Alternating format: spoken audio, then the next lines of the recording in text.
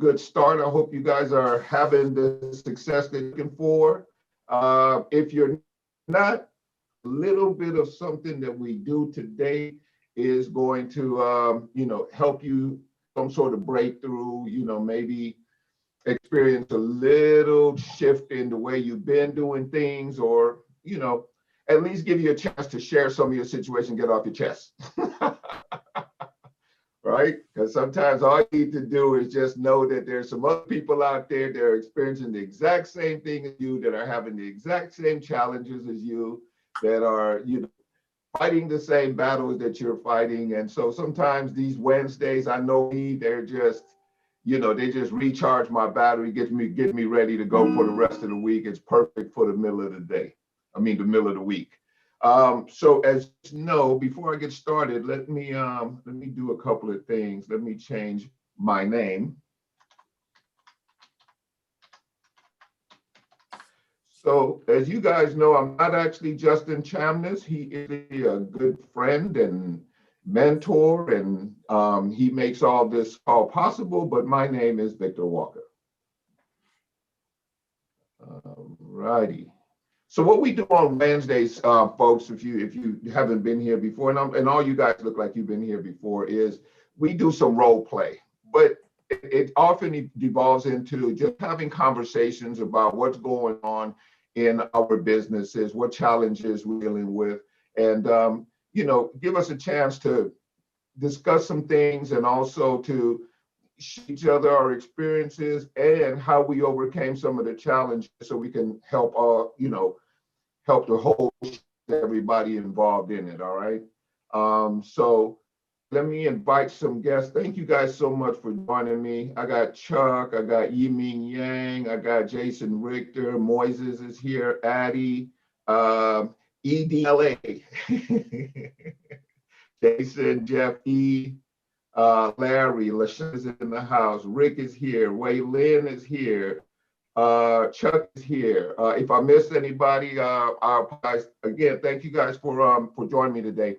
Anyway, so does anybody have anything that they want to discuss right away? Something that's a challenge? What kind of answers, what kind of responses are you getting when you make your calls, that we can possibly role play and see if we can work our way through some of these? And then a little while later, I want to do a little bit of exercise just to see if we can kind of uncover some of the challenges, because I think we're all having the same challenges right now in businesses. Some of the responses that we're getting, for instance, what we're seeing out there in the marketplace. How do we overcome it? How do we deal with it? From an, I guess, for lack of a better term, from an emotional point of view. Because I know a lot of you guys right now are dealing with,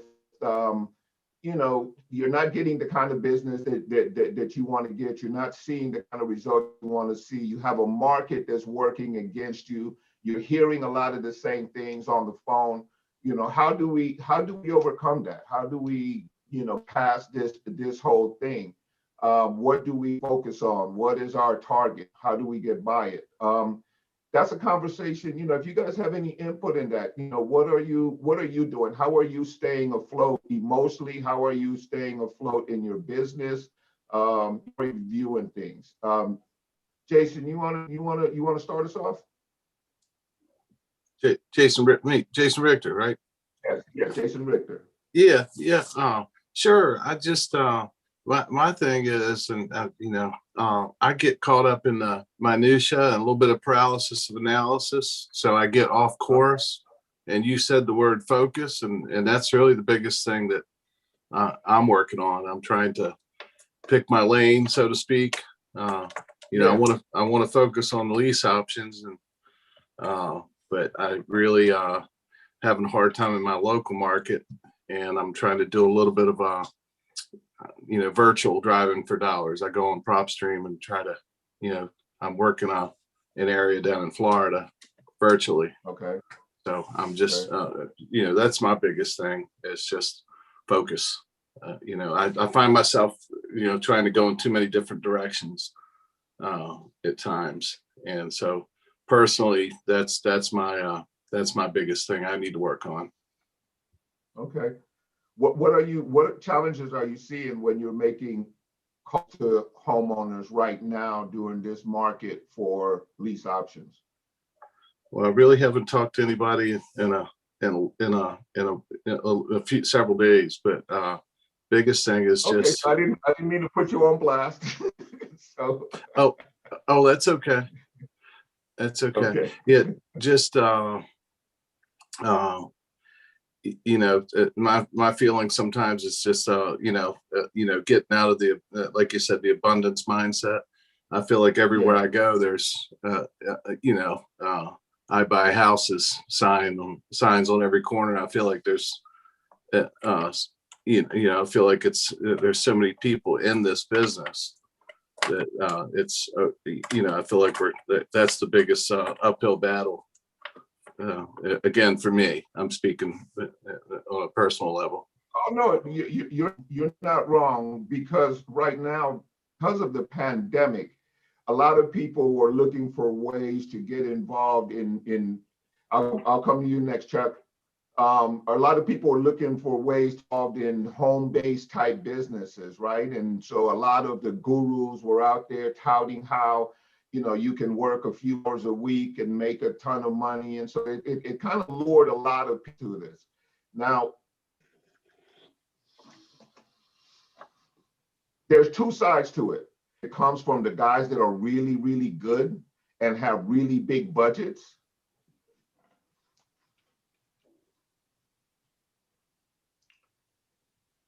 There's that side. Come in, find somebody who's just muddied up the You're breaking up. Yeah, you're breaking up water big because they time, didn't know what they were Victor. doing. A lease option. We lost you, Victor.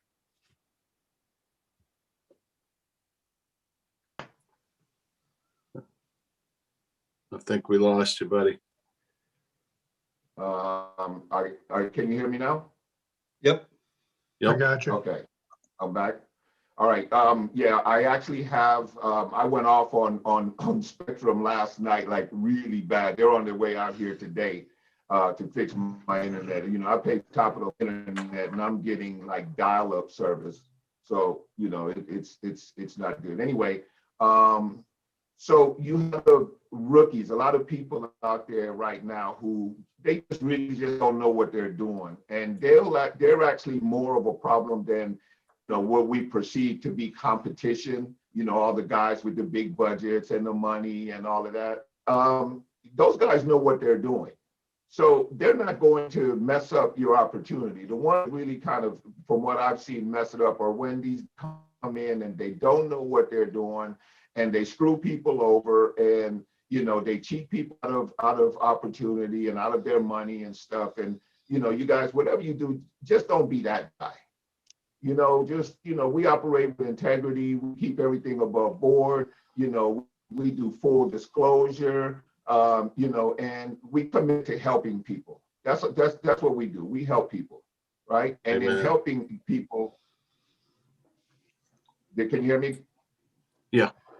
You're breaking up pretty bad, Victor. A little bit, yeah. Shoot. I'm gonna just try to do my best to get out here. Mark, if I happen to fall out, you got my back on this? You're muted. Okay, cool. All right, so if I happen to have some kind of problem, Mark, he hosts the Thursday show. He's really good. He makes live phone calls and stuff. So if I do happen to have Mark, back me up and keep everything going until I come back. Like I said, I have internet problems. All right, anyway, so does anybody else, Chuck, you wanted to say something? Yeah, I agree with what Jason said, and everybody's probably finding out the same thing, is that it's just like what you said, the gurus are pumping out little baby gurus like they're water, a couple hundred a day. And what they're doing is they're kind of causing a bottleneck of things. Mm-hmm. The bandit signs are old school, and here where I live, you put out a bandit sign, they're going to call you up and give you a $500 fine. The Wow. city I live in, you can't do that. And if you're a realtor and you put out a sign in somebody's yard, you better make sure you've got a business license to do business in this town. That's just the town I'm in. Yeah. That's just what they do. So that's just how they run. It's a pretty affluent kind of an area. I can go, 10 minutes up the road and it's just bandit signs everywhere, but that's what they do. So bandit signs are kind of old school. But I agree with what Jason said. There's a lot of people out there muddying things up. Yeah. I do have something strange happen to me. This is a good side. I had some problems with automated REI last week and even into this week. Okay.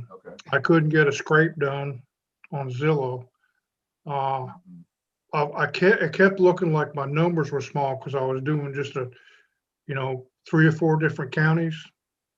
Mhm. So I said, the heck with this, I'll just do the whole state and see if I can get some big numbers out of it. So I did Alabama, Tennessee, and Florida. And it must have just started working because I got some real good scrapes off of it, good numbers. And then when I went to do my SMS campaign, automated REI would not. Also in the REI? Yeah. Also in the automated REI? Yes, it wouldn't do it. It didn't. It just couldn't send SMSs. When it did finally send the SMSs, I got some real good responses off of it. I've got I sent out, I think it turned out to be 1,300 SMSs, and I have probably 150 positive responses of all of them. Of sure, call them, let me know. And I actually had some people try to call me, and they're still coming in right now. I'm still getting, in fact, what happened was I set the SMS campaign up and I realized I didn't want to send it out to that many people. So that morning I got up, this was Tuesday morning, I got up and I said, I'm just going to cancel the campaign. So I can't do it. I'll just redo them and break them down a little bit. When I signed into automated REI, I couldn't get logged into my dashboard to get them canceled. And I thought they weren't going to run. The next thing I knew, just that afternoon, I started getting responses on it. So I'll be doing some phone calling here the next couple of days. Good for you. Good for you. Do you have a backup system in case automated REI does not, it may have a glitch or so? What's your backup plan if REI doesn't go? What's my backup plan? I have no idea what happens with it just happened like that. I don't have a backup for the SMS for automated REI. Now, I am going to want to get off of here. So let me suggest something for you. If you're not paying on a monthly basis for a system such as a REI Reply or FreedomSoft, a system that you are using to run your business on, there is one called Text Magic, and it's another pay-as-you-go service that you can use as a backup in case down for more than the amount of time that you want to be. Good deal. Good deal. Okay. And I opened up my email last night and I got 2 responses from a GetResponse campaign that I'm not even running. What I did was on my Facebook page, I've got my business, a link to my business.com, CravasiProperties.com, and I just have it forwarded to, because I don't have the website set up, it's forwarded to a GetResponse landing page. That's the only way somebody got to that landing page, and that's where it came from, because I haven't run it yet. Okay. Does it look like a good lead? It's 2 good leads. 2 of them came in last night, so I'm gonna be calling them too. So yeah, that's that attraction marketing. Yeah. That when they come to you, they're much leads than when you go out and get them. They're fishing much for me. better. Yeah, exactly. They're trying to catch a chuck. Yeah, I couldn't believe it. Very good, very good. Anybody else have anything that they uncovered this week? Anything that had their business forward, or any observations they've made in the marketplace that might be of benefit? So if nobody raised their hand, things that we have to understand Mark Richardson put the Text Magic link in the chat box for you. So one of the things we have to understand is we're in the market right now. If you go out and you have any kind of resource and you can qualify for a mortgage loan, you may have qualified for a mortgage loan, say 3 months ago. And 3 months ago, they may have offered you a rate of, 4%. I'll just say, okay, all of a sudden in that time, your credit has improved, some things have happened, you got to call back. Now you're finding that you can actually buy $100,000 more house.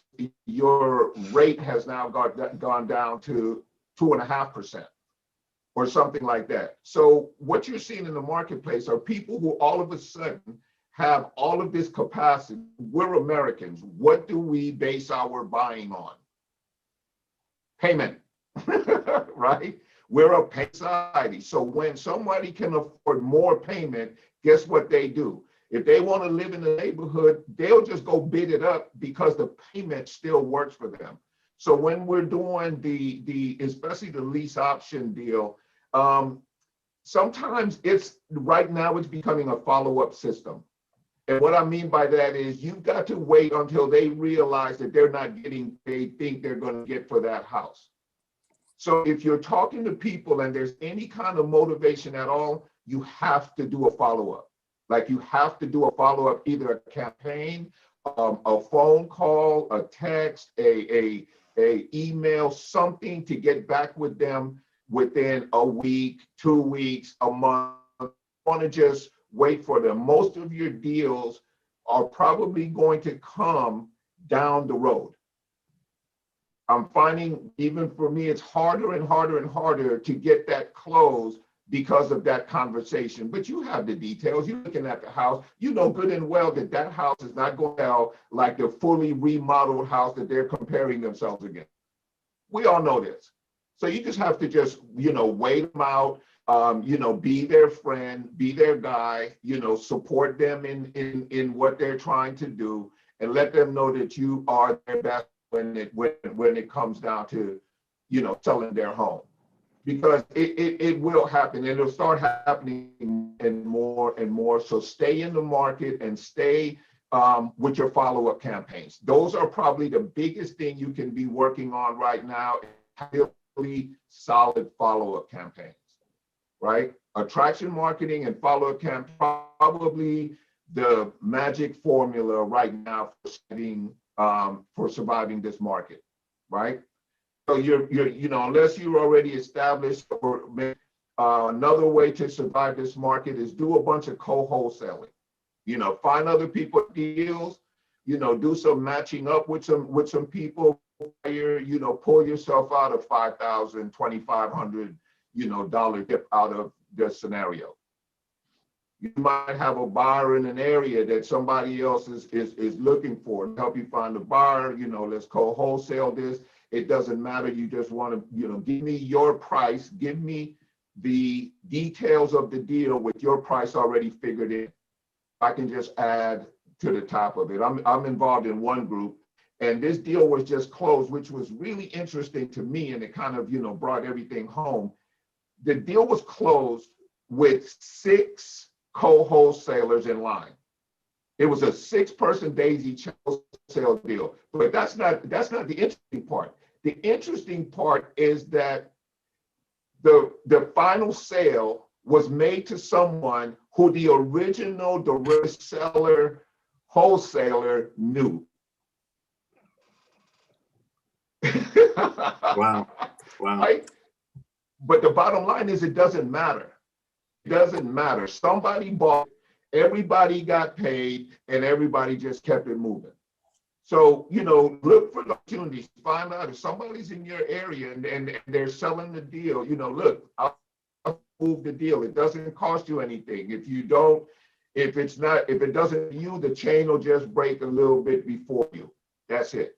But it gives you a chance to stay in the game, make some money, keep your marketing going, all the things that we need to do, because the market will turn in our favor, and I believe it'll do so probably sometime around the 3rd quarter. Once you start seeing any kind of interest rate rise, this is a Democratic, team we got in the House. they'll eventually start raising interest rates again. They have to. When they do, all those people who, think that they can buy those houses now, their capacity goes down, our goes up. So just stay.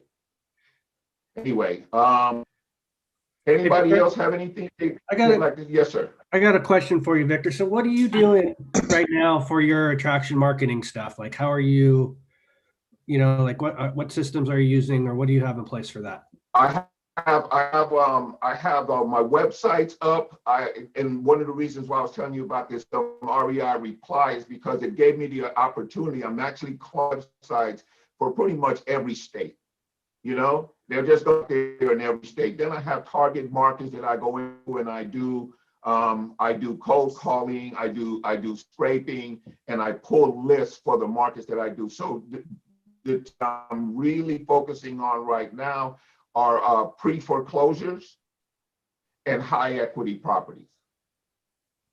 Pre-foreclosures because, well, you always hear me talk about that train coming down the track. That's the pre-foreclosure market, right? There's a train coming, so there's a built-in motivation. All you have to do now is forge the relationship. The train is coming no matter what.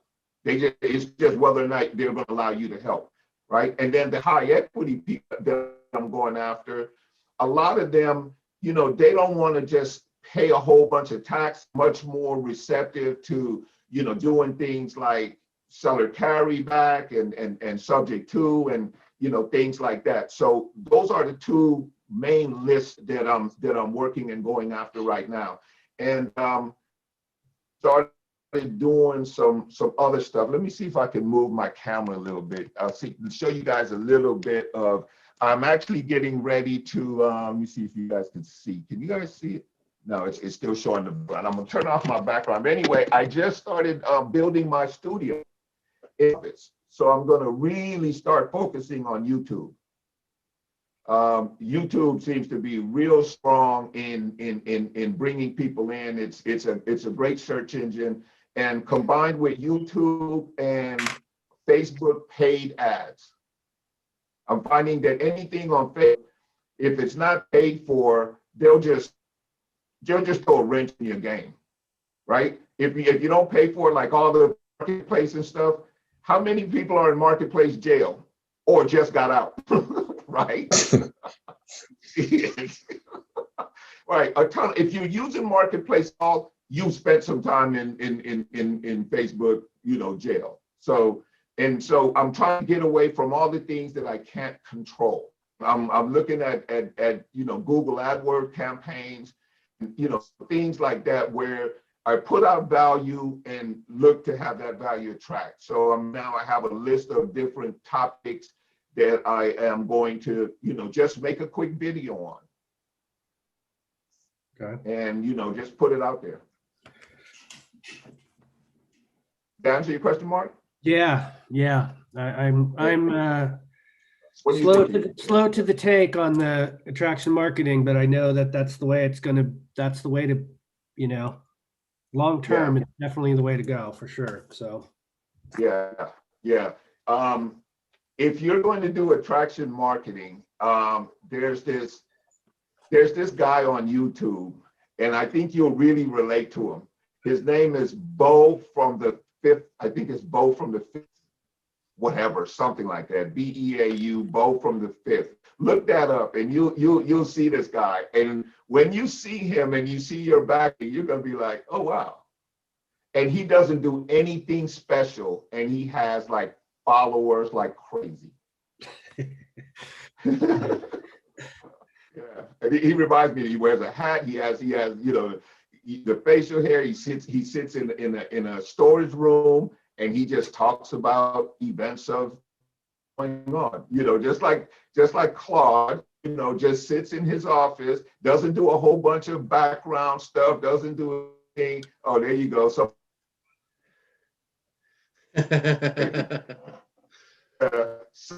okay, look at Claude.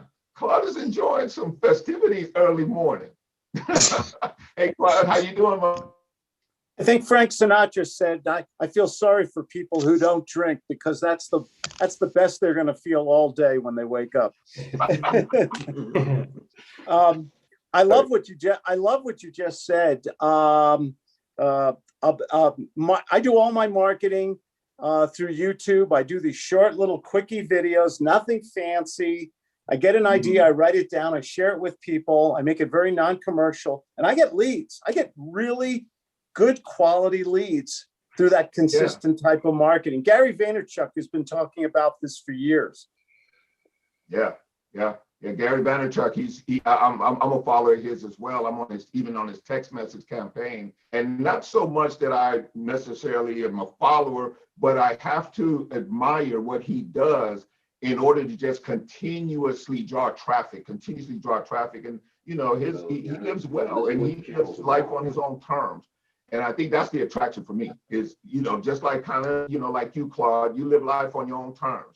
You set it up so that, you do what you do it at your comfort level, and you do quite well. Exactly. And I like the other thing you were talking about. I definitely believe that there are going to be changes in the economy. You cannot spend $2 trillion, which Congress is going to do with the new COVID $1,400 plan. They're going to the minimum wage. I'm not going to get political, but when Congress makes these changes to minimum wage $15, when you have 30-40% of restaurants in major cities out of business and we're in a recovery mode, we're going to see something we haven't seen in a real long time: inflation. I think you mentioned that. Yeah, exactly. Because they can't keep the interest rate level that they are right now. They're earning money like it's going out of the house. So at some point right now, they're going to have to make some adjustments to keep the economy from rolling out of control. The way they do that is they kind of reduce the supply of money by raising interest rates and stuff. When that happens, there's a whole segment of the market that's going to just be out of the market because they're not going to be in the affordability category, right? Yeah. And Go ahead, Claude. No, you and I have lived through inflationary times. Yep. You go to the store, you buy a roll of toilet paper, it's 50 cents, and then you go back next week and now it's 75 or 89 cents. And we've lived through that. We've seen it before. Doesn't mean we can't make money, by the way. It just means that there's an adjustment that's coming and we have to prepare for it. Yeah, absolutely. Yeah, when I to the real estate business, I got out the Air Force in the middle of 18% interest rates. No job, nothing, straight hustle, do whatever you can, wash cars, as a grown man, it was the most humiliating time you could possibly imagine. And then I did real estate, and we were still doing deals at 18. Jerry Ford was president, and we all wore those little win buttons with inflation now. Remember how it was that bad? I remember those high mortgage rates, and nobody could afford to buy homes because the interest rates were just, it's hard for people to believe because we've been at 1 to 4% mortgage rates for years now. But there was a time when interest rates were 13, 14, 15% and higher, depending on the type of loan you got. Absolutely. And when those shifts come, guys, this is where right now, if you can just do whatever you need to do to stay afloat, stay in the game, just don't get out right now. I know it really looks hard and you're getting a lot of negative and everybody thinks their house is worth way more than it is. And people are telling you, they're waiting for offers, and some of them are getting them and some of them are even actually getting bid up. But understand that this is a bubble. And this bubble is getting ready to burst as soon as the economic adjustments that have to absolutely occur. Like cannot occur, right? So when they occur, if you're in position, we're going to reap the windfall from all the work that we're laying right now. So whatever you do, whatever you have to do to stay in the game, just stay in the game. Keep your study going, keep your practice going. Like I said, wholesale with people. Build your network. Your network is going to be huge coming up. I have something on my board that says influence is the new currency, right? In this economy, world is changing, where people are going to be working from home. People are going to be doing stuff differently. When people work from home, they information comes into them, right? That's where that influence really is important. The more people that can tune into you and listen to what you're saying and trust you as somebody who provides services, and that's going right back to the attraction marketing thing that we're promoting. The attraction marketing is just bringing value and setting yourself on quote authority. And you know, in most cases, and Claude will probably this, to be an authority, it means that you read one more book than the last person. Like, so don't overthink it. Don't think about, oh, you don't know anything. No, it's really not. It's not as hard as you think. I mean, it's you know, if you know a little bit more and are willing to share it, there's probably somebody who's the perfect time for them, right? So that's all the attraction marketing thing is. But anyway, we're getting way off track. You guys trying to do some role play? Does it have anything that they want to work on? Some challenge that they have, some response that they got that just kind of threw them for a loop.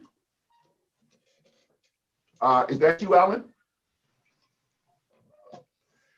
Go ahead and unmute yourself if you want to speak. Good afternoon, good morning to everyone. Yeah. Thanks hey, for think thanks for having me. Oh, you're welcome. You're brand new on the. Yes, sir. Yes, sir. Yeah, I'm just happy to be surrounded by highly motivated investors to get this thing off the ground. You know, I'm from New Jersey, and I started with the VIP quick start, and so I scraped Zillow for 1,000 throughout almost, I think, the entire state of New Jersey, and I got the text blast coming out tomorrow at 11:30 a.m. So I'm just like, okay, so what do I do once this thing goes out? And I think my primary concern is in the event that someone says yes, it's like, okay, what now?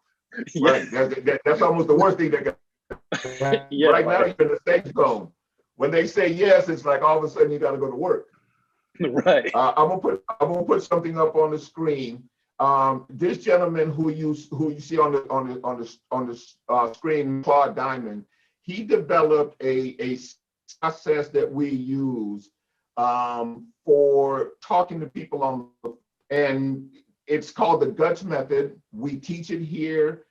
He obviously teaches it on his own. He has a huge and incredible following. He's been doing it for a long time. It's basically, you know, it teaches us how to talk to people when we get on the phone, and we do them normally. We use certain techniques. I'm going to put up, give me 1 second. Let me change my view here. This,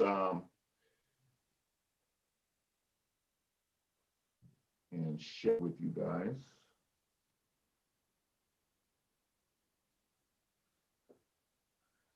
Okay, can you see that? Anybody? Yeah. Yep. Great. Yep. So this is kind of a breakdown, you know, very sort of basic breakdown of what it is they're trying to do. Obviously, when we go into a conversation, we're normally going to come into a conversation under 5. Our job, what we're trying to accomplish through this is within 3 minutes, rule number 2, within 3 minutes to find out if we can move, if they're going to move up or down.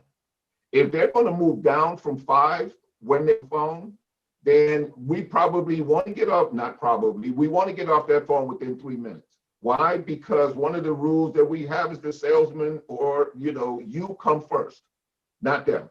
You come first. And what I mean by that is you have to protect your psyche. You have to protect yourself from negativity, from all the nonsense. If they're not with you, or they have no motivation or whatever, and if you can figure it out, the faster you can, the faster you can get on to the next one. Like you said, you have, you know, all these text messages now that you've got, and now you're going to start responding to some of those. Are you willing to do some role play with me? Or absolutely, man. Okay, perfect. All right, you guys see, Alan is new to the crew, and he comes in and puts in game. What's happening to the rest of y'all? No, just kidding. I'm being facetious. Anyway, so, okay, so here's the deal. We're gonna try to move them from here to here, right? And the way we do that is we send, right? That's the first part of the conversation. Hey, my name is such and such. Look, I wanted to talk to you about your property. I'd like to ask you some questions. You can ask questions. And, you know, if it doesn't work, you have permission to fire them. Great, right? Most people will say, great. Why do we do that? We do it to kind of let them think that they have an advantage in this conversation. They have the power. If they hear something, and so immediately it kind of raises their level of who they are. And now they're not on the phone waiting for you to say something stupid and get off the phone, right? They kind of regain their power. Not really, but they feel like they, right? So now, once you set the end to let them know where we're going to go with this conversation, what's happened between now and the time we get off the phone, then you start asking them the questions. Why? Why are you selling, right? You know, how much are you selling for? You know, how are you going to use the money? How much money do you need right now? You able to wait for that money over a period of time? Those kind of questions, right? The timing, when do you have to do this? When do you have to do this, right? If it's in 6 months, well, where are they on the motivation scale? Probably they're behind, right? They're going to slide down because they have their side. And most of us, you know, when we have time on our side, we use it, right? We use it when we have the time. So, and then it's getting the commitment.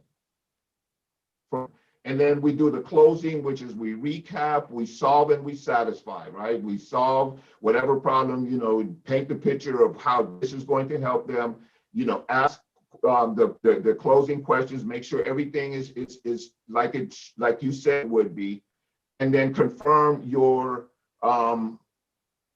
appointment to get back with them and the deal. All right. So so you and I can do a role play. Do you want to be the seller or do you want to be the investor? The investor, please. Okay, all right. So you're going to call me, and to the best of your ability, you're going to try to hit these points, starting with the agenda, and then, you know, moving. So first of all, we know you're brand new. We have a particular methodology that we use all the time. You're not expected to meet that same standard because you're brand new. So really, you're going to do this just based on what you know to the best of your ability. No judgment. All right. I kind of took a gander at that sheet, so you know, I'd like to give it a shot if possible, and you let me know what I can improve on. Absolutely, absolutely. Yeah, we have a lot of folks in here that are really good at it, and we love giving the feedback. All right, so ring, ring, hello. Hi there, is Victor available? This is he. Hi, Victor. I was calling about the house at 1600 Pennsylvania Avenue. Oh yeah, the whites. Yes, sir. Listen, my name is Alan, and I'm a real estate investor. And I called because I am looking for my next investment property. I'm looking to buy my next investment property this month. I was calling to find out if I could ask you a few questions, and perhaps you could ask me a few questions. In the event that my solutions do not fit your situation, it's okay for you to say no and fire me. Does that sound reasonable? I like it. All right. You know, okay, great introduction, outstanding. You've obviously been doing some homework, right? Great. Here's the only thing I would change about my introduction. I don't go in and let them know right away that I'm an investor. Okay. You're just looking to buy a property, right? Okay. And here's why I say that. If you go in right away and say an investor, you're bringing up whatever attitudes, thoughts, experiences, emotions they had around investors. Right? because we know, we just talked about some of these rookies, some of these people in this marking people up and totally and completely killing it for us, right? Okay. So now you just put yourself in that pool of those people, right? Okay. So that would be the only thing for what you did that I would probably me personally, I don't go in and let them know I'm an investor right now. I'm an interested Okay. buyer. Okay. Interested that. Does that make sense? I'm an interested buyer. I'm looking to purchase a house in that community, and I saw yours, and it was absolutely beautiful. I thought I'd give you a call and see if maybe we can work something out. All right. Okay. So so do you get where I'm going with that in this in the psychology sense? Yes, to lower down any defense mechanisms. Yeah. To keep them away from that already always way of assuming that investors are. Because right now we're in an environment where a lot of investors are going out there and muddying up waters for us. Okay. So I find that it doesn't help me to announce that I'm an investor right up front. Okay. Okay. So anyway, all right, let's go on to the next one. Back on the role play. Yeah, that sounds good to me, man. Okay. How can I help you? Yeah, so like I said, I wanted to ask you a few questions. Could you tell me how long you've been living there and what would make you want to sell a nice house like this? I've been man, but I just had some changes in the family and stuff, and I'm gonna go down and join my kids and my grandkids down in Florida, and spend some time with them. So this house is just kind of becoming a burden now. I hear you, man. That bonding time, you can't put a price on that with the grandkids.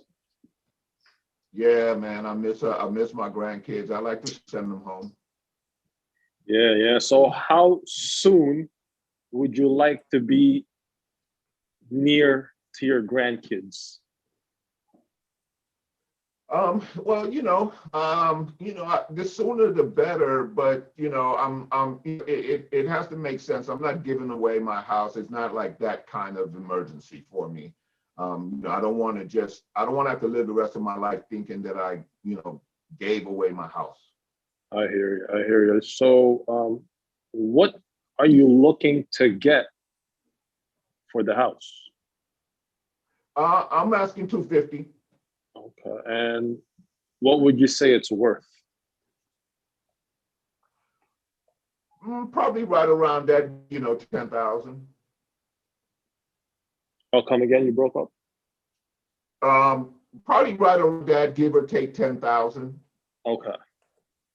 Gotcha. So in the event that we could give you what you're looking for, is there any reason why we can't come to an agreement today? No. If you give me what I'm looking for, yeah. Okay. Are there anyone else that needs to be part of this decision that you're about to make? Nobody that's going to say yes or no, but obviously, I'll run it by my kids and whatnot. They're pretty smart. Okay. So it looks like you're asking for what looks to be about retail. Could you tell me if the house needs any cleanup or repair at all?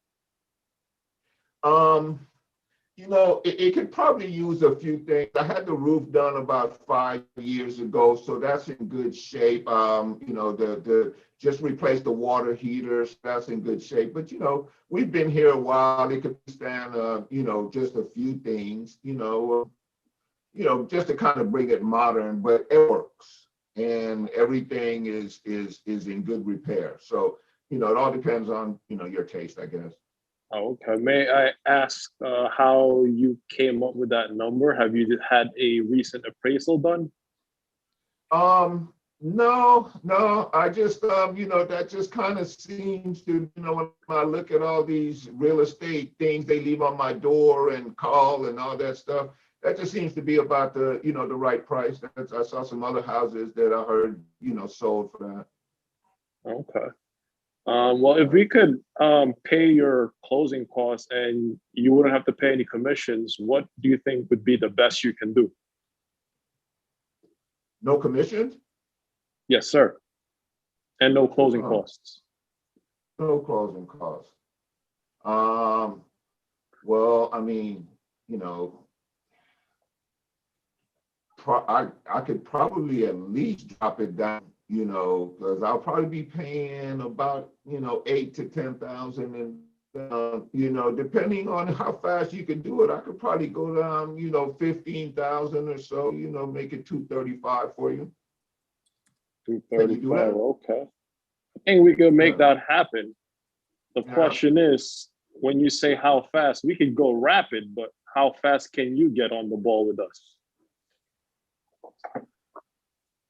That's a good question, man. You know, I could be out of here probably, you know, probably would need about 30 days to, you know, get all my affairs in order, get the house packed up, and, you know, make sure my kids, I you know, I'll stay with my daughter down in for a little while until I find a place. Mhm. So yeah, Okay. probably at least 30 days. Yeah. Okay.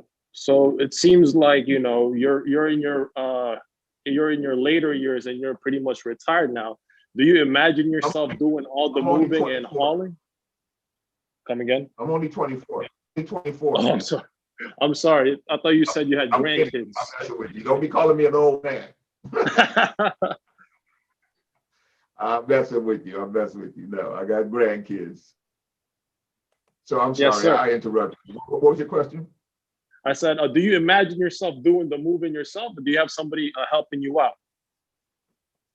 Oh, I have some help, you know, and you know, I'll just, you know, hire a mover or whatever. Okay, okay. I got one more question for you. I told you we were going to take care of closing costs. We were going to take care of the commission. In the event that I could pay for the movers and the truck, is 235 the best you can do?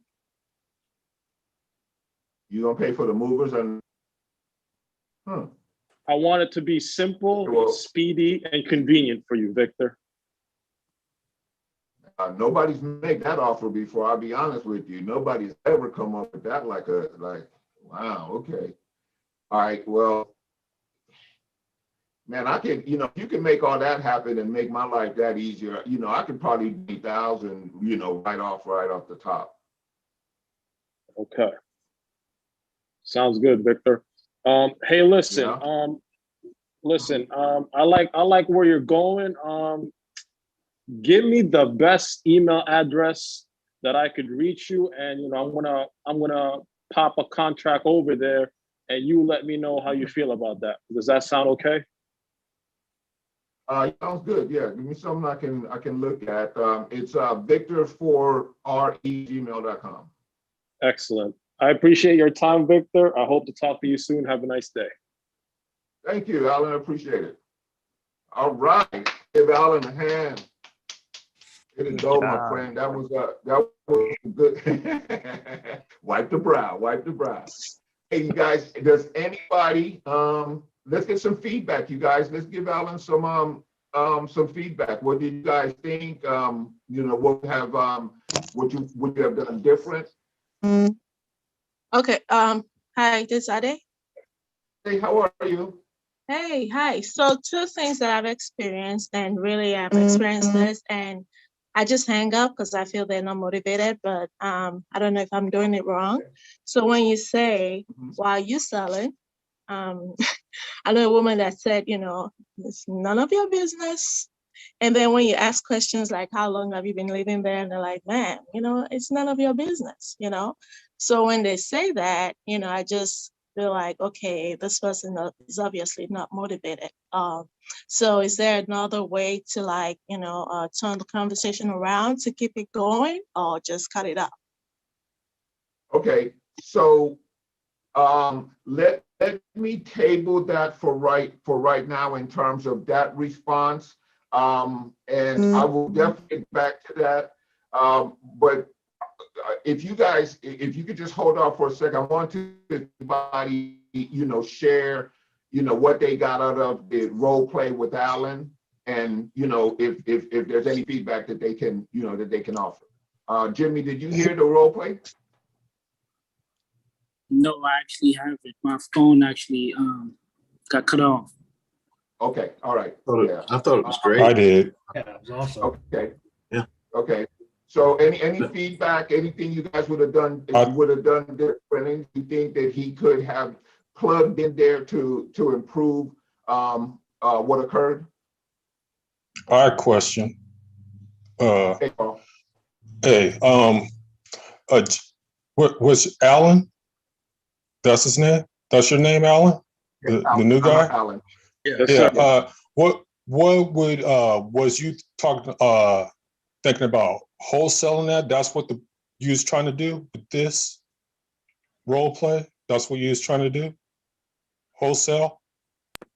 Or a lease Honestly, option? I was hoping to get the feedback from you guys because that's where I kind of got stuck is the closing out portion.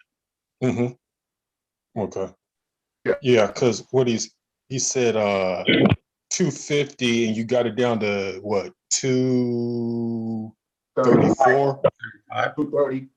It still would have been kind of a retail buyer unless you could find maybe a landlord that probably get it because he said it's still in rent ready condition. I think I would have dug a little bit more on For a bigger discount? situation, what it looked like. Okay, so absolutely, I agree with you 100% because you want to try to see if you can get, if that's not a discount that really allows you to have a whole lot of flexibility right there, unless the house is in really outstanding condition. Mm-hmm. But here's the flip side. Here's the flip side of that. You know, all of our contracts have weasel clauses. All of our contracts have inspections and things of that nature, right? So he could really, as long as he takes it out off the market, now he has some flexibility. Okay. So there's that thought, right? So now it's off the market. Now he can go back and he can say, oh, you know what? You described it. I expected something a little bit different. You know, can we discuss, you know, what needs to happen as far as the repairs? Because it looks like it's going to take a little bit more. And when you do, you bring him comparisons of properties and what other properties look like that are selling in his price range, right? So as you can tell, this house is nowhere near, you know, this condition. So now what he's done is he's taken it off the market and he's now, you know, able to negotiate one-on-one and see if he can massage the deal. But he's done the first thing, which is he got a hold of that contract. Yeah, right. Yeah, right. That's why I was just curious what he's. What his next strategy was. Yeah, okay. So just get under contract and then figure out what you really can do with it. And he already pulled a $30,000 discount. If I want to go 30,000, I could probably go a little bit more, right? Yeah. If he has it under contract and he starts doing the inspection thing and starts, you know, looking at, you know, what it would take to the brand new rehab 21 ready properties. Now I'm gonna negotiate that down, right? You know, what you were comparing to was you know, apples and oranges. You need to compare apples to apples. And here's some properties that are kind of similar to yours, and here's the valuation on those. Right? So now you bring them to reality, but you bring them to reality to the side, not in the pool of investors, you know, hammering them because you got an agreement now. Right. So he did a good little value, say 30,000 is 30,000. Yeah. I was just trying to figure out what strategies. That's all. Yeah. But for a first time, that's real good. Yeah, that's real good. Yeah. May I make a comment? That was off the hook. Absolutely. Yeah, that was awesome. And it was very helpful to me because Alan went past where I got stuck. Can you guys hear me? My internet might be. Yeah, we can hear you. Okay, yeah, he got past where I usually get stuck. And that is after he finished talking, you know, he said, all right, well, can I send you an email? You know, he asked for his email, and he didn't really have to, or, you know, maybe he should have, I'm not sure, but he didn't really, you know, talk too much more about the numbers. And that's where I get nervous, is when it comes to the numbers. And he kind of just said, okay, let me send you an email. And like you said, Victor, you have the contract that gives the wiggle room. So, you know, he can basically put those numbers on paper and then get back to the person. So Alan, you did amazing. Like, you helped me so much just by listening to that ending part, because that's where I get stuck. Thank you so much for that feedback. I appreciate it. I'm sure Alan does as well. You're welcome. Thank you. Victor, can I comment something too? This is Rick. Hey, Hey, Victor, Rick, absolutely, jump in here. Yes, the call was awesome. Like, I really liked the way he talked and everything.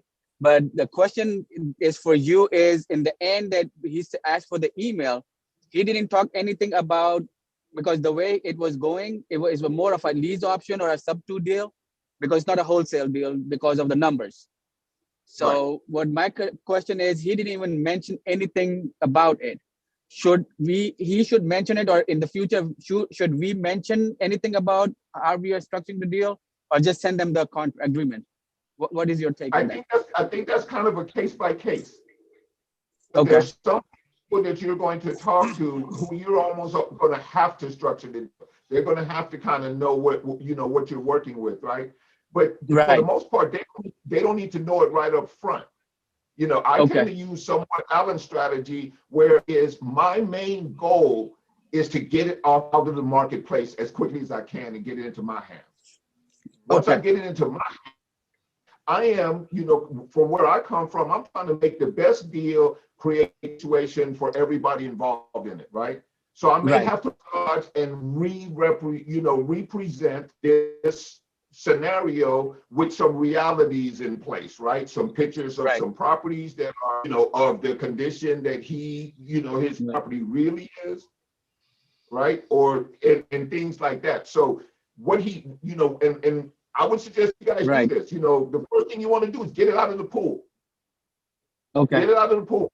Get something under contract. Now you're in control. And now you can go back and you can massage this deal, and you can say to him, you know, look, from the way this looks and your situation, how much would you need to get you down to Florida? Well, I'm gonna need at least 30,000. Well, if I could give you 30,000, you know, and give you monthly payments so that you don't have to take the hit on a large chunk, you know, now I'm massaging, right? Now I'm finding for him. And now I'm becoming an expert providing a service. Right. And helping him in his situation. So when we're making the offers, like emailing him the agreement, what will be in that agreement? Is it just plain simple that we're buying the property for X amount of dollars and with a weasel clause, or there will be about like a couple of options, like with the will be like a like lease with the 3 option to buy, with the 3 option letter or something of that nature. I always like to use, especially in a situation like we just role played, I would have used the 3 option letter, right?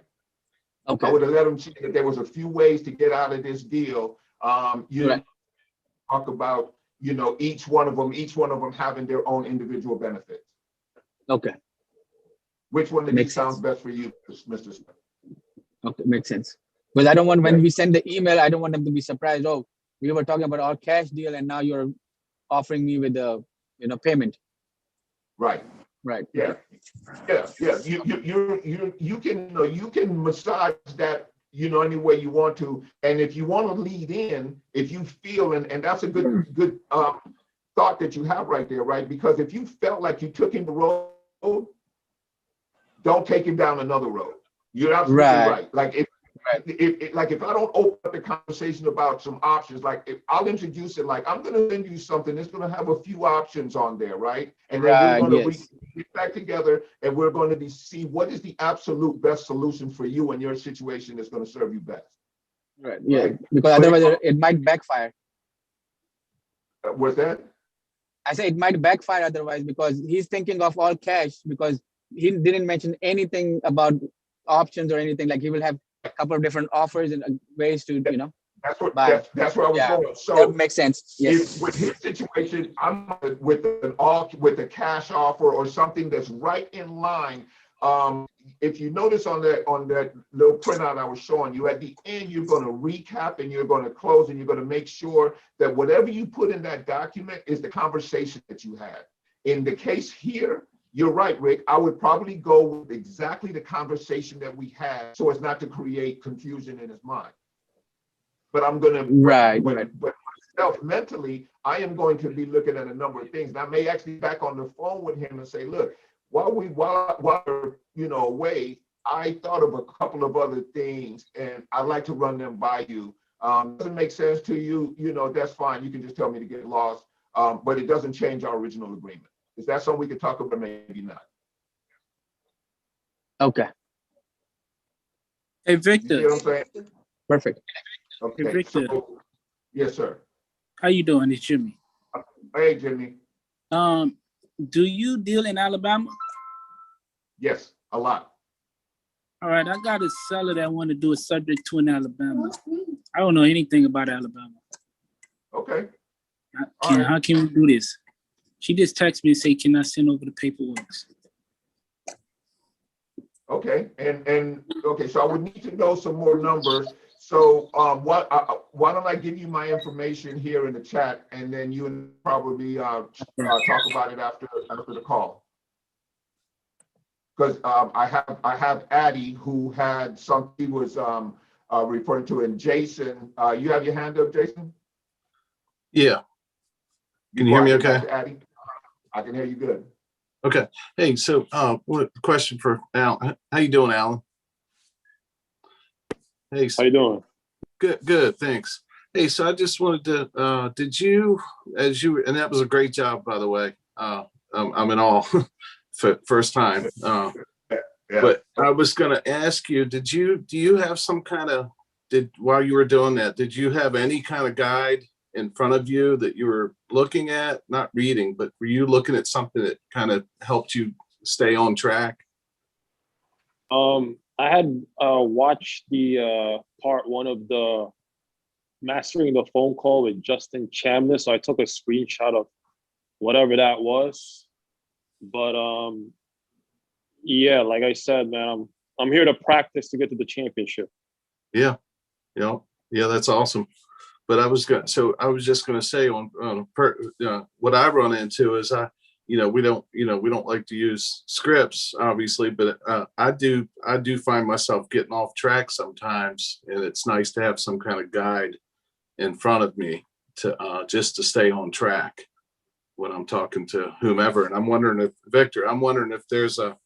is there something that we would a guideline that we would say to every prospect?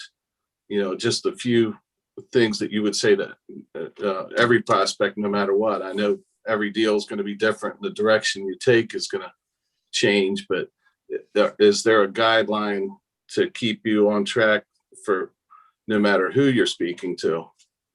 Distinct from the one I just had on the screen share, or something like that? Yeah. You need something more.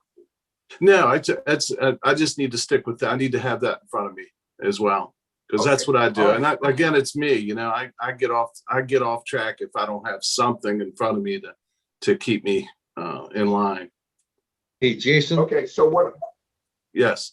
In that first video that he was talking about, there is and that's what I did too. I took a screenshot of that as he was going through that, and there's how to set the agenda, and then there's the qualifications, why, I saw your place online, looks like a nice place, and then when do you have to, be out of there, and then talk about the money, and then the commitment. So that's on that first video, if you want to, pull the screenshot off of that. If you want this one, you can go ahead and screenshot this one right now while I have it up. Yeah. All right. Hey, Victor, I have a question. Let me, LaShonda, are you? Yeah, that's me. How you doing? Yeah. Hold on one second for me. I can't ignore Addie. She's been waiting for a while. Oh, okay. I'm sorry. Go ahead. No problem. So Addie, you were saying something about, people, you're getting people on the phone and they're, don't want to answer your questions or or something like that. Give me an example of how something like that happens. No, I'm just saying, like, when you call and you say you're calling about the property you saw online or whatever, and you start with, why you selling this house, and they say, that's none of your business, when you start asking questions about why they're selling, or, when are they moving or something. Some people are just cutthroat like that, so for me, I'm like, okay, obviously this person I started on the wrong note, so it's not a good lead, so I'm just like, all right. Then that, I just freeze there, like, okay, I'm just trying to get to know more about your house. And actually there was a lady and I was like, I'm just trying to find out, basic information about your house. And she's like, well, there's you have enough information online, number one, and then I'm having an open house. Next week you can come take a look at it. And I was just trying to say, I'm virtual, I'm not in your city. And she's like, well, man, that's all I can do, So she wasn't interested in answering any questions about why she was selling or, when she was moving. So I was just like, okay, have a good day, So my thing was there another way to like wiggle the conversation to keep it going or something, or that was just a dead deal, period? Well, we never know, right? So here's what I see in what you do. You make a lot of phone calls. So when you make a lot of phone calls, you're going to have people go in different buckets. You're going to have your percentage of people that lady that are going to be that jerk.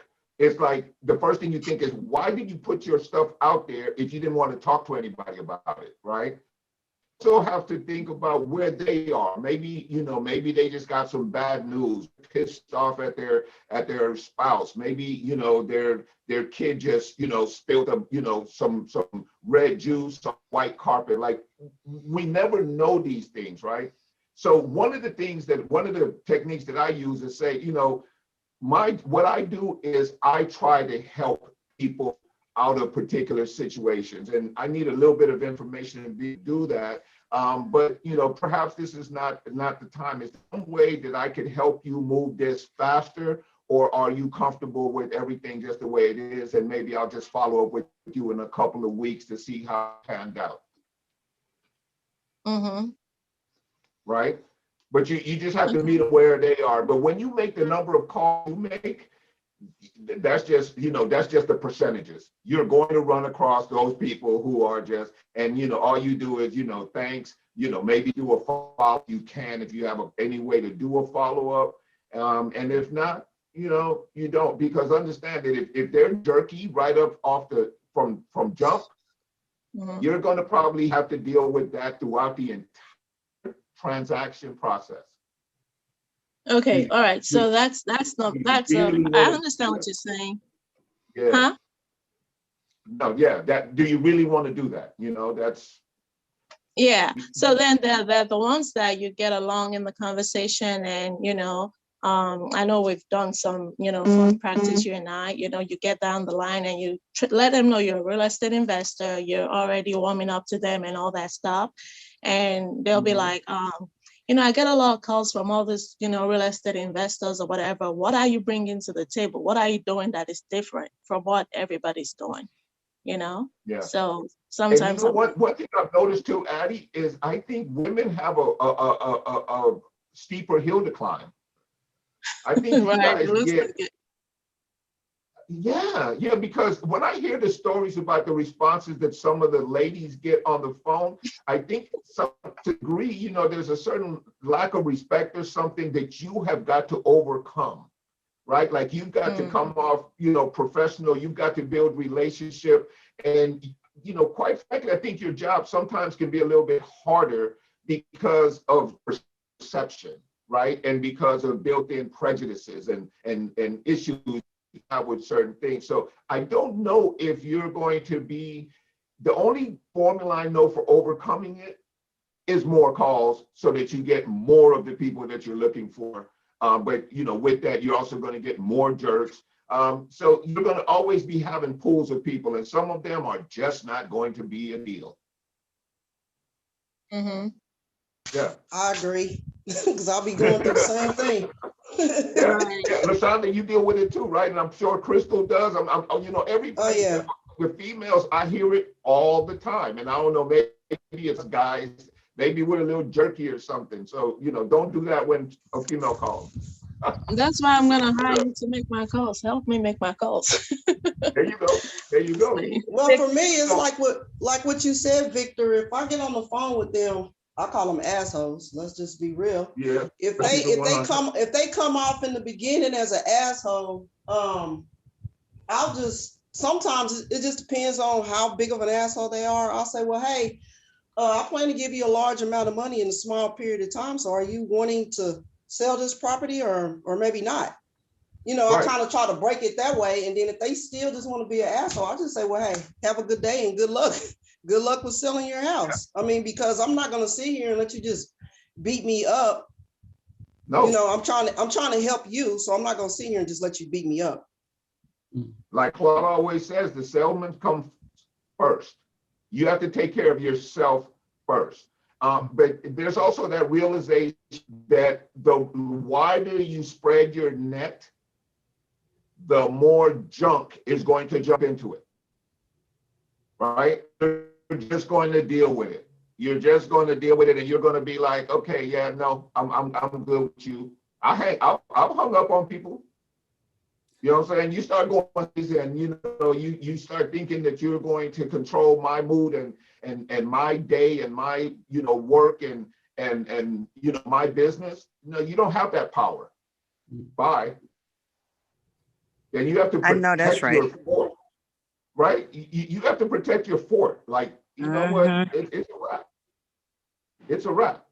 You know, you got to keep moving. Victor. Hey, Mary. Hi. You know, I've been on the other end where I've been selling a house, okay, that I've been wholesaling or whatever. And then I have the person come on and I know they're investor because they say, well, why are you selling this house? And I feel like saying, because I need to make the money, you know, but I'm not going to say that. So what I do now when I'm on the other end, you know, and I'm asking the owner, you know, I kind of bypass those questions because it's no big deal. What they're important to me, you know, I think it's easier to bypass, and I don't get offended if they would say, you know, it's not your business. I just go right into, because, you know, asking them maybe about the different, the questions about the house, you know, like does it need repairs and all that stuff, because that's kind of like a mellow type of question to ask them. You know, and it doesn't invade their privacy or anything. So that because they're saying, no, I don't want to tell you, it doesn't mean that they don't want to sell their house or that they're not going to be a good seller. You know, that's the way I feel. So I go into the more, you know, the nicer questions, and then they answer that right away. And, you know, because they don't care about all that. Some people don't care about all that other stuff, you helping them out or whatever. I'm just saying, some people, you know, and they just want to sell their house. And that's what I do now. So Mary, let me ask you a quick question. When you get someone like that tells you it's none of your business, so how do you then divert to some other questions that is, you know, well, that's how I avoid some of that, is that sometimes I don't ask that question at all. Why are you selling the house?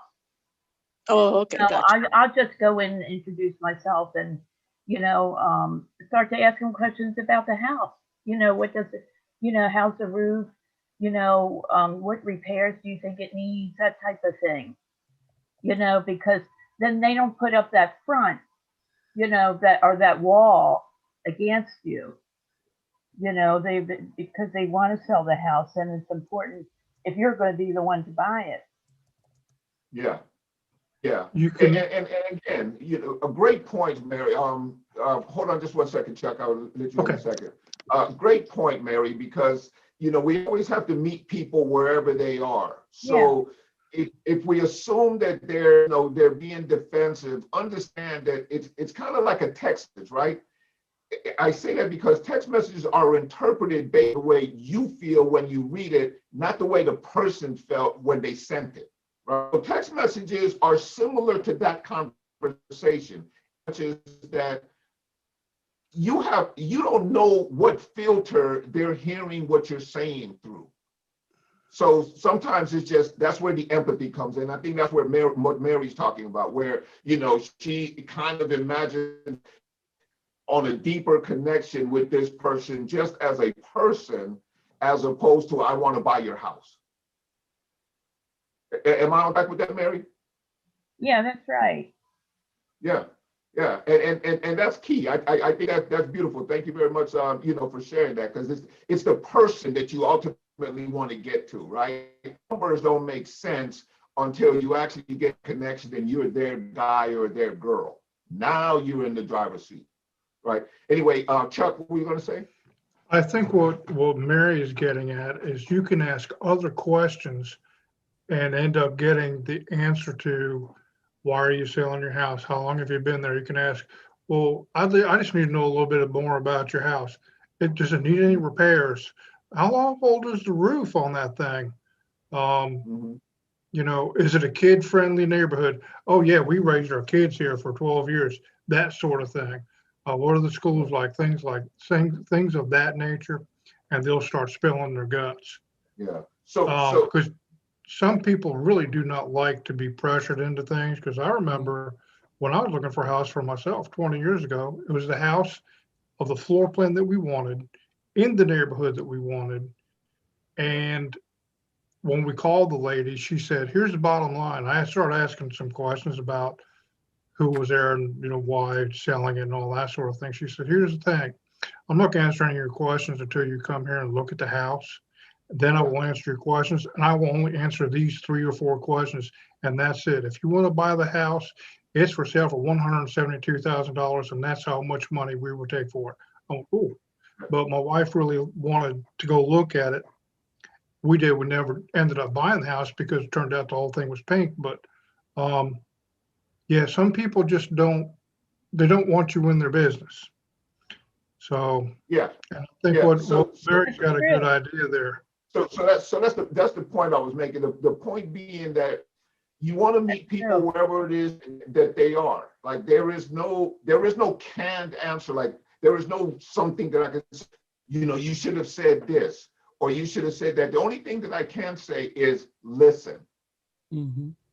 Listen, because there is so much being said that is not a verbal communication. But if you listen, you can hear what they're actually trying to tell you. And they could be barking, and you have people in your life, they could be barking, but what they're really saying is, I need some friendship.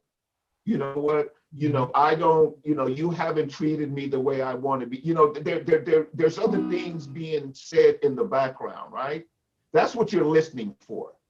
And Mary has the ability to pick up on the nuance of their emotion or something. They have an emotional state.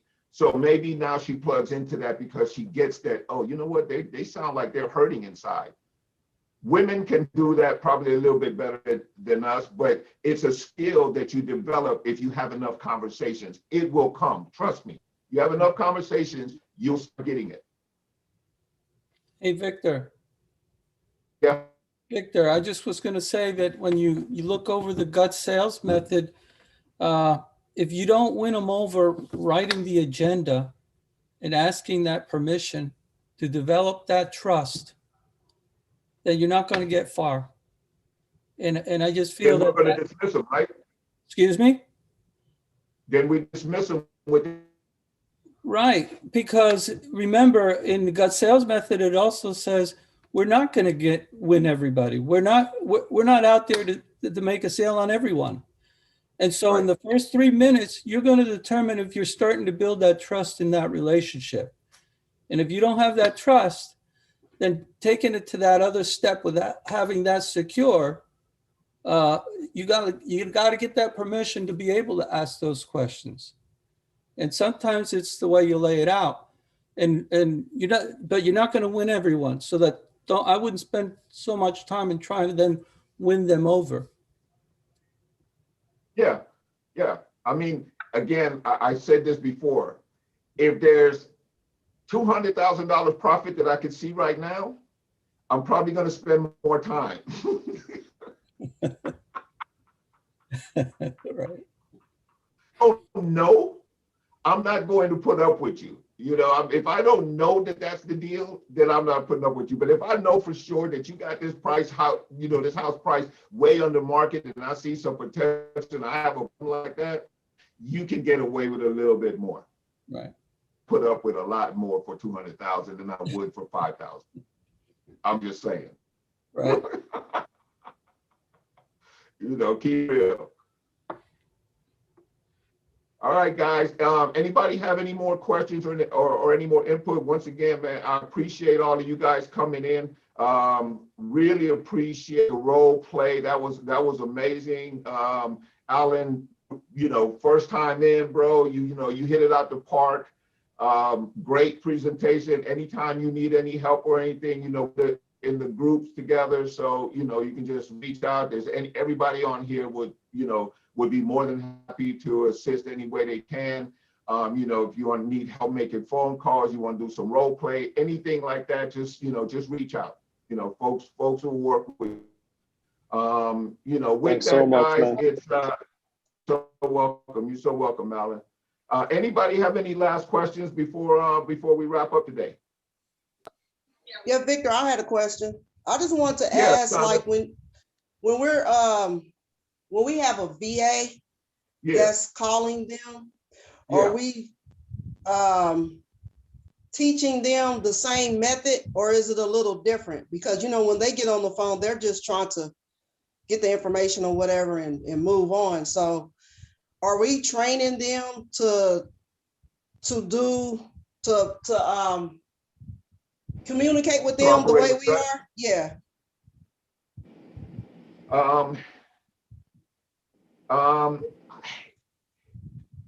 My answer to that is this. Trying to teach them how this, like it takes work. Like you have to engage, you have to be in there, you have to do studying, you have to do everything. So, mostly for them, it tends to be scripted. Right? Because otherwise you'll never be able to come onto the phone at the level that you want them to be. Right? You just can't get them there. You're welcome, Alan. You just can't get them there. So what you want to do is you definitely want to work with them, get your script together. When I say script, that's a dirty word in this environment. But what I mean by script is you have your sheet. And here's what I did with my VAs. I took my sheet with the information that I wanted to get, and she asked me those questions, 20 times each. Like we went through it over and over and over and over, so that I can try to get her to understand that there was more to each question than meets the eye. Right? So take what you're trying to collect and just have them do that, because that's all they're going to be doing. They're your closing team. All they're going to be doing is calling and getting information, right? They're the preliminary. They're going to put you as the authority, so you don't have to answer anything too deep, which is exactly what you want them to do on their closers, right? So make sure that you have a system of what they're supposed to get for you. Get this information, and then you just go over it over and over and over and over and over with them until you're comfortable in the way they're delivering, asking for the questions, and then you're going to interject in there. This is what you're really looking when you ask this question. Okay. And if you see it, make a note of it so I can hone in on that the next time, right? Right. That's the only way you do it. Okay. Who's this? Yeah. Okay. So I think that Justin just shared his screen. I don't know. Yeah, I think it's Justin just shared his screen. So here's some qualifying questions and some closing. I wish we would have seen this early, guys, but it's about 11:30 and I actually have an appointment. So thank you, Jeff. We can next time with this, or whoever put it up on the share. And with that, guys, I'm going to call it a day. Thank you so much once again for coming out and doing this with us. You know, this is just always amazing. Like at the end of every Wednesday, I am, you know, I'm ready to go. You guys put it in and get everything and get me fired up. So Ed, Carl, LaShonda, Crystal, let me make a roll call here. Jason, Addie. Let me see if I can see everybody. Here we go. Jason, Jeff, Anthony, Alan, Jean, Luke Quinal, Moises, Mary, Rick, Big Rick, good to see you, my friend. Thanks for joining us. And Yi Ming. Thank you guys. If I missed anybody, I apologize because the screen is kind of all over the place. And again, I want to thank Alan Bryan, the new guy, for coming in. And, thanks, Alan. Yeah, and you know, showing up and showing out. Thank you, Victor. You're very welcome. Have a great rest of the week, guys, and let's go make some money. And if you need it, make sure you reach out, okay? Thank you. Thank you, everyone. You guys. Victor, I just wanted to say one thing. Can I say it? Yeah. I'm thinking about that. What I've done before too is so that it's, you know, because some people are more private and quieter and more inward, right? I might do something like, oh, why are you moving? You know, why are you selling it? Are you moving? You know, like like it's that to me instead of why are you selling it? You know, because they might have a lot of financial problems or whatever. You know, that's I might say it in a, like Justin said, you have two questions at the same time. You know, that's that maternal thing, and I think. I'm sorry, I talked over you, but that maternal thing that, you know, we might not have as strong as you, but thank you for sharing that with us and remember. Take care of people. You too. Thanks, all right, Victor. guys. Make it a great week. You're welcome. Take care. Take care. Bye-bye.